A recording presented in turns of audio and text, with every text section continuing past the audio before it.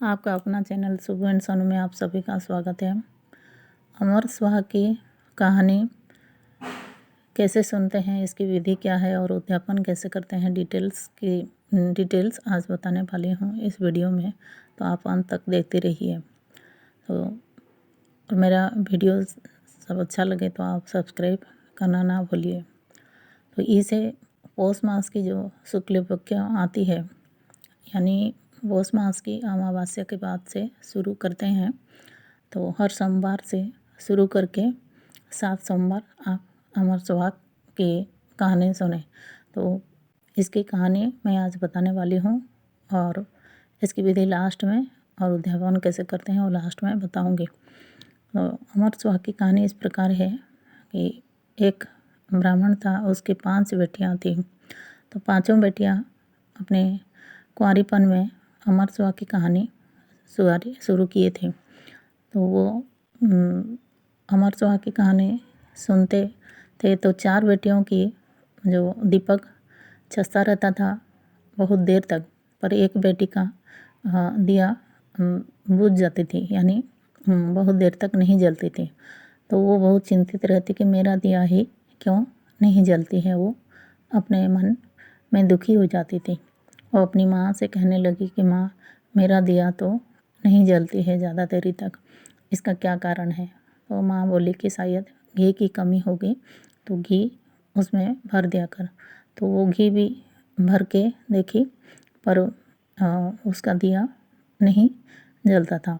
ऐसे करते करते दिन गुजरने लगे और वो 5 बेटियां बड़ी हो गई। तो ब्राह्मण एक के बाद एक बेटियों की शादी कर दिया। तो 4 बेटियों को तो अच्छा घर का प्राप्त हुआ और धन धान्य से भरपूर घर मिला, पर वो बेटी जिसका दिया बुझ जाती थी तो उसको गरीब घर मिला। फिर भी वो मन में दुखी नहीं हुई और अपने पति के साथ खुश रहने लगी। वो उसका पति एक लकड़ी काटने वाला गरीब घर का बेटा था। तो वो लकड़ी काट कर लाता और वो लकड़ी को बेचकर वो दिन गुजारा करते थे। तो ऐसे करते करते कुछ दिन ऐसे जाने लगा। कुछ साल के बाद एक दिन वो कुछ कम लकड़ी लाया जंगल से।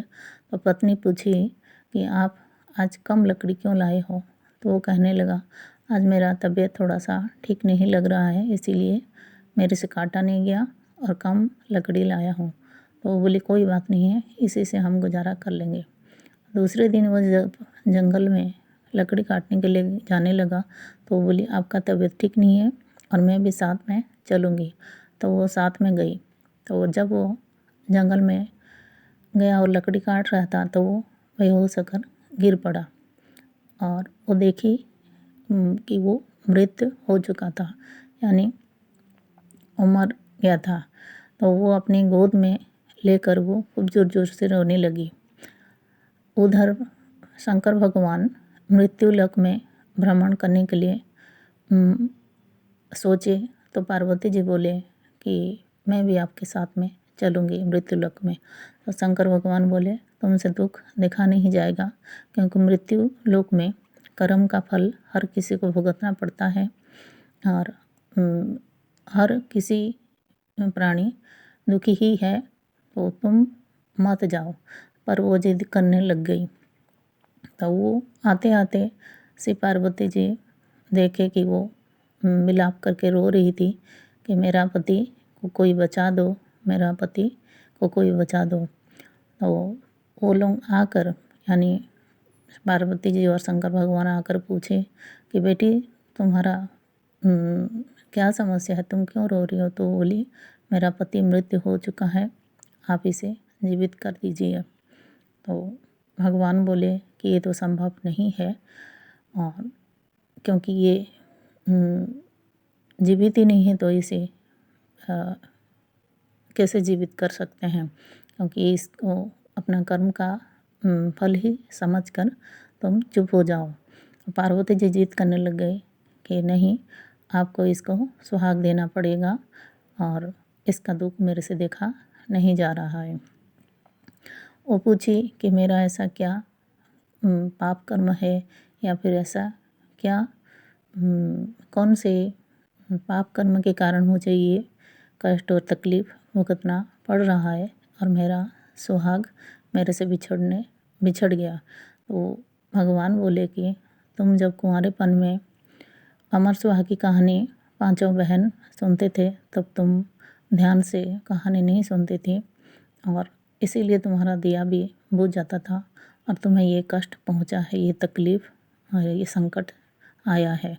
तो वो बोले कि भगवान मुझे माफ़ कर दीजिए और मैं फिर से अमर सुहाग की कहानी व्रत करूँगी और उद्यापन की भी करूँगी और मेरा पति को आप जीवित कर दीजिए क्योंकि इनके बिना मेरा इस दुनिया में कोई नहीं है। तो पार्वती जी भी जिद करने लग गए कि इसको सुहाग आप ज़रूर दीजिए, नहीं तो मैं आपके साथ नहीं जाऊंगी कैलाश लोक। तो भगवान अपने कमंडलों से जल निकाल कर उसके ऊपर छांटा दिए तो वो जीवित होकर उठा और बोला कि मैं आज खूब सोया। तो वो बोली, यानी वो पत्नी बोली कि आप सोए नहीं थे, आप मृत हो चुके थे। भगवान के कृपा से, उनके वरदान से आप फिर से जीवित हुए हैं क्योंकि मेरी गलती के कारण आज मुझे तकलीफ़ पहुंचा था, वही संकट पहुंचा था। तो दोनों वहाँ से भगवान का आशीर्वाद लेकर घर में आए और संकल्प लिए कि फिर से अमर सुहाग की जो कहानी सुनूंगी और संकल्प लिए। भगवान भी अपने कैलाश लोक पहुंच गए और इधर वो 7 सोमवार से शुरू करके 7 सोमवार अमर सुहाग की कहानी सुनी। तो अमर सुहाग की जो व्रत और उद्यापन विधि इस प्रकार है कि पौष मास के जो शुक्ल पक्ष का सोमवार से ये इसे शुरू करते हैं।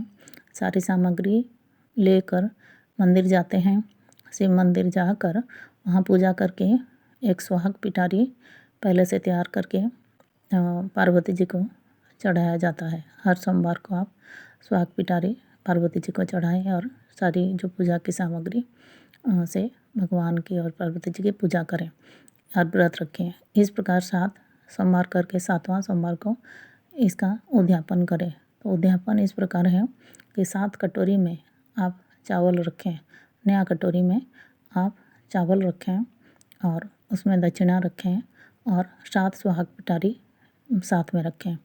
तो और आप रोली का छांटा देकर आप हाथ में जल लेकर घुमाएं कि मेरा सुहाग अमर रहे। तो इस प्रकार अपने मन में विचार करके जैसे पूजा करते हैं हर सोमवार को, वैसे पूजा करके एक सुहाग पिटारी मंदिर में आप चढ़ा दीजिए पार्वती जी के पास में और उनसे आशीर्वाद लीजिए कि मेरा सुहाग अमर रहे। और बाकी जो 6 सुहाग पिटारी आप ब्राह्मणी को दे सकते हैं और उस दिन भी व्रत रखें, व्रत खोलें और इस प्रकार आप अमर सुहाग की जो व्रत पूरी कर सकते हैं। उद्यापन भी इस प्रकार कर सकते हैं और कहानी ज़रूर सुने। हर बार आप जितना बार भी ये जो 7 बार जो व्रत रखते हैं तो वहाँ से पूजा करके, मंदिर से पूजा करके आने के बाद आप घर में ये कहानी सुने या फिर वहीं पर कहानी सुने। और यदि किसी कारणवश आपके घर के पास कोई शिव मंदिर नहीं है या फिर आपको सुविधा नहीं है मंदिर जाने का, तो आप क्या करें, शिव पार्वती जी का तस्वीर घर में रख के उनके जो सामने पूजा करके, उनकी सारी पूजा करके उनके सामने जो सुहाग पिटारी है चढ़ा दीजिए और सुहाग पिटारी को पीछे आप मंदिर भेज सकते हैं या पीछे कोई ब्राह्मणी को दे सकते हैं। तो इस प्रकार आप इसको पूरा करिए। तो आज के लिए इतना ही।